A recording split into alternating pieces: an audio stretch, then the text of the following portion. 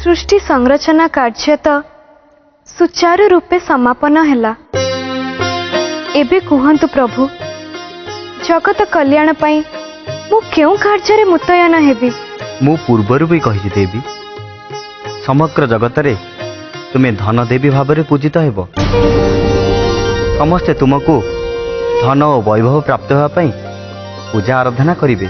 हेले प्रभु, आपण कहिथिले अति किछि धन प्राप्त हेब, हेले एते मात्रा रे धन संपत्ति अति केमिति ओ कोठरु प्राप्त हब?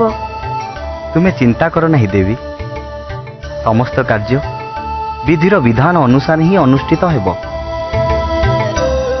हेले ता पूर्वरु आमको आउ गोटे कार्य करने को पड़िबो। कुबेरंक अहंकार एवं तांको मनर परीक्षा नेबाकू हब। प्रिय, कुबेरंक पाखरे जो अमाप धन संपत्ति गच्छित हो रही से सब से निजर स्वीकृति बल अर्जन करिसेंती बोली तांको भ्रांत धारणा रही।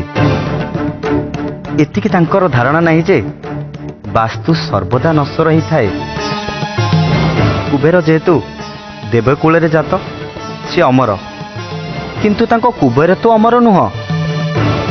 कुबेर को एते अहंकार शोभा पाएनी देवी।